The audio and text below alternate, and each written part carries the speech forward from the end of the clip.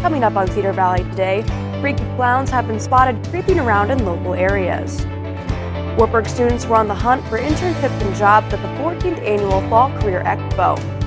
And Wartburg takes on Luther today in 3 different sports. This is Cedar Valley Today.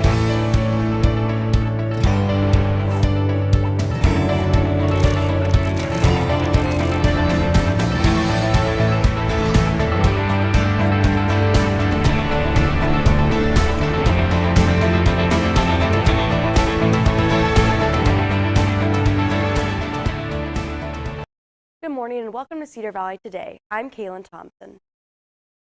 Rumors have spread far and wide about people running around in creepy clown costumes. Some have reported even seeing some in Waterloo. The Waterloo Police Department responded to several calls Monday night of alleged clown sightings either by third parties or through social media. One report led the Waterloo Police to post a second officer at West High School to anticipate a potential clown attack.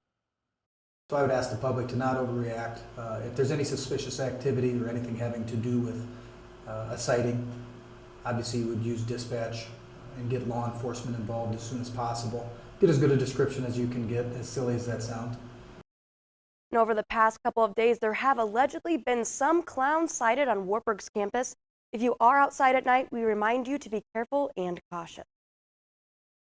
And as freaky as these clowns are, a Connecticut man would say that there are much scarier things happening in the country right now. Bob Wilson has this story. We got the Trump wall, so and it was Trump's idea, not mine. I'm just following his lead. And so we have the wall. It's 8 feet high. It's got barbed wire at the top, and then it's got various signs around it. This Halloween, there's extra spook and gore on North Main Street in West Hartford as a CCSU history professor has one of the scariest Halloween decorations in the city. It has everything from a screaming Donald Trump in his tower overlooking a wall on the Mexican border to a ghoulish Hillary Clinton riding a donkey bridled in chains. I'm an historian. I'm a teacher. I try and get people to think. They don't have to think what I think, but they just have to think. So Halloween is known as the scariest holiday of the year, but a lot of people saying the week after Halloween, election week, that's going to be a lot scarier. People from all over the state are coming here to take a look at the Halloween decorations, and they each have their own take on what exactly it means. We're from Canton, Connecticut, up the pace, and we just were told about it by somebody who lives here locally. It sort of tells both sides of the story. And the wall, I was very curious about that. I think that was the part that was pretty unique. The traffic stopping display has cars lined up on North Main Street, many people taking pictures, some laughing, others scared by the political landscape in the United States. He certainly has his angle on it, and I like how he says to love not hate. I don't know what the future holds. I always, I know this. My politicians will never, ever disappoint me. They will always give me something to work with. And after the break, Wartburg College takes on a longtime rival. Stay with us.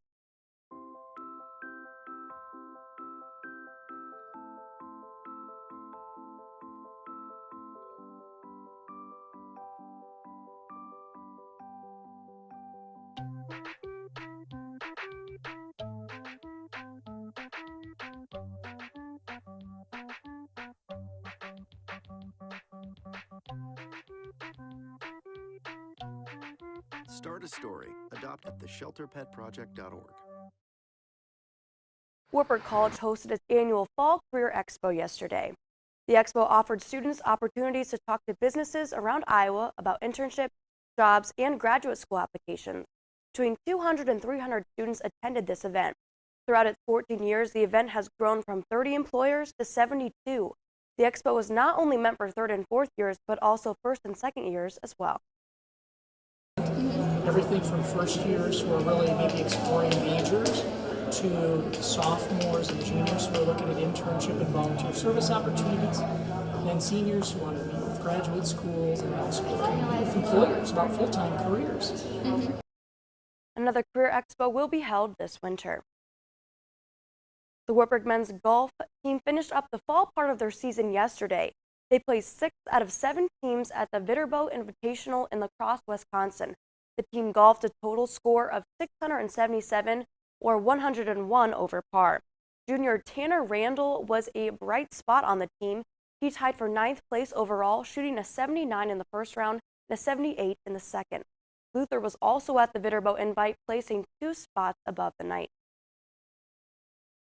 But in other athletic news, today is Beat Luther Day.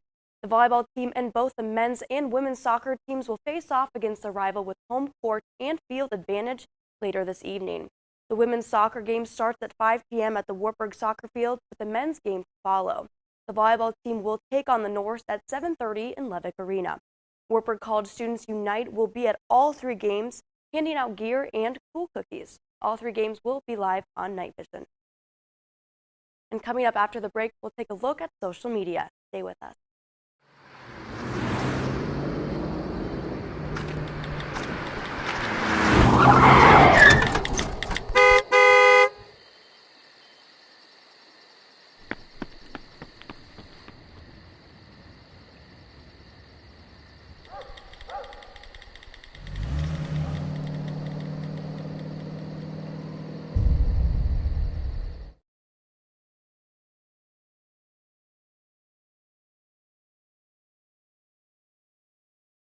Valley. The Salvation Army of Waterloo and Cedar Falls kicked off their annual Give Warm Coat giveaway yesterday. The giveaway will run 9 a.m. to noon, and tomorrow is the last day for the giveaway. People in the Cedar Valley can pick up coats at 207 Logan Avenue in Waterloo. And horses have taken over Waverly. The annual Waverly Horse Sale started yesterday and will continue until this Friday. Horse enthusiasts from around the world visit Waverly during this event. For more information and times, you can check out their website, www.waverlysales.com. And Wartburg College hosted 2 Bretts last night as part of Entertainment Tonight's large event. Country artists Brett Young and Brett Eldridge performed to a sold-out crowd in Levick Arena. Many Wartburg students as well as community members attended and danced to the beat of the music. Now let's take a look at your local weather.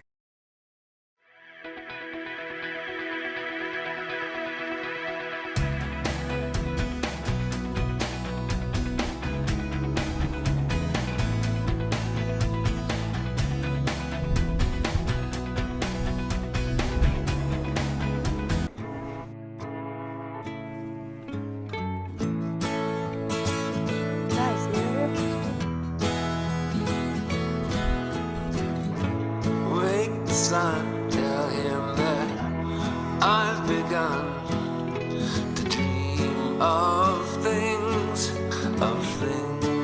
to come, and tell the trees not to look for me. I'm going to find some peace of mind. Wake the sun. Wake the sun,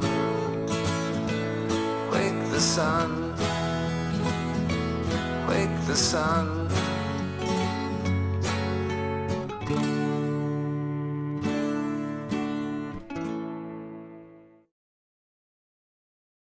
Early voting in Iowa kicked off last Thursday and goes through November 7th.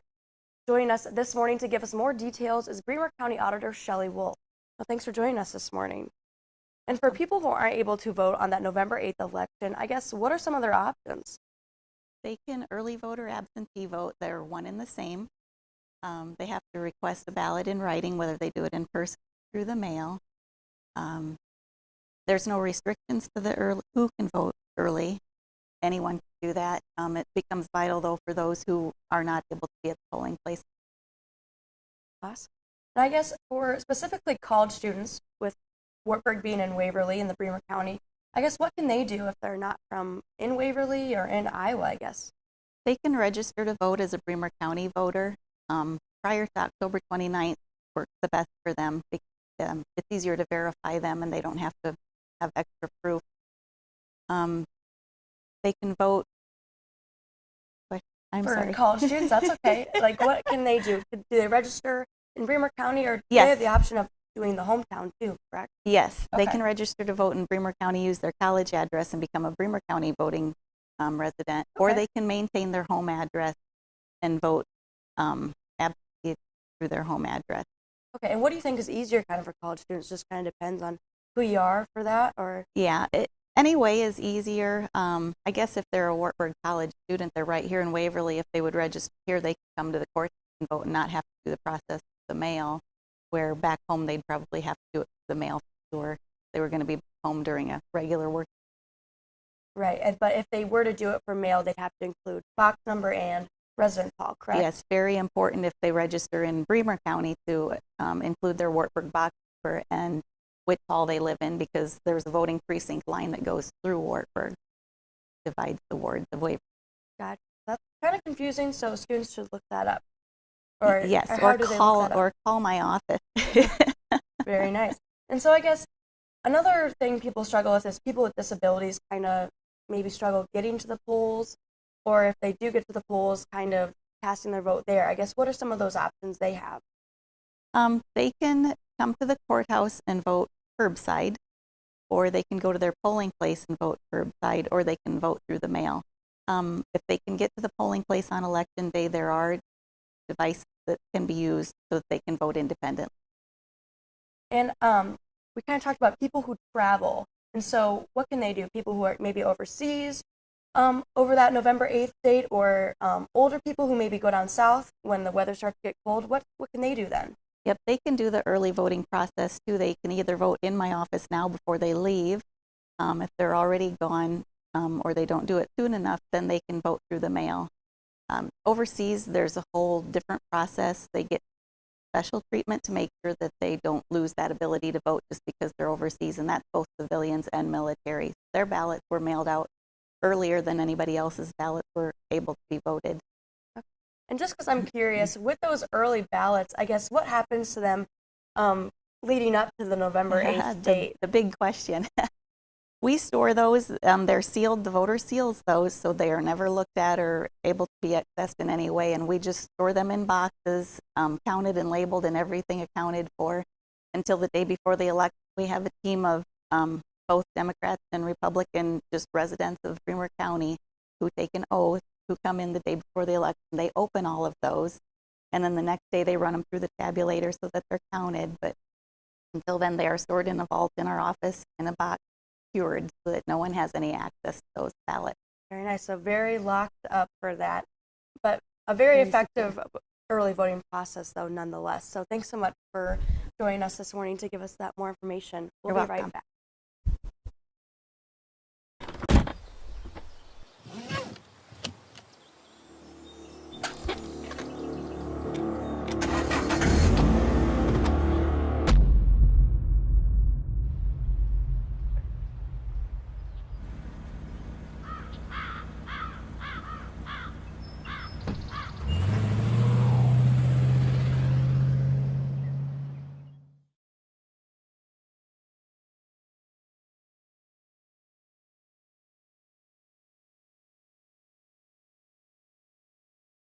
Even if it's just to go out to eat.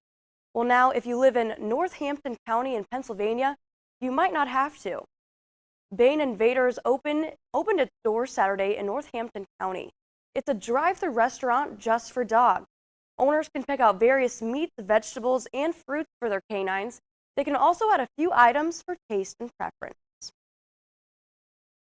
I just wanted a place that could be just for them, that would just cater to them and their needs. It's all fresh pet, so it's all fresh meats and fruits and vegetables. Brownsteiner says she's hoping to expand her business across the region. And some of the top stories for today was it is Beat Luther Day. For that day, both the volleyball team and soccer teams will be playing tonight. Volleyball at 7:30 in Levick Arena, and soccer starting at 5 with the women's team first and the men's team second. Also, there have been some alleged clown sightings in the Cedar Valley, so we just want to make sure that you're cautious and careful with that.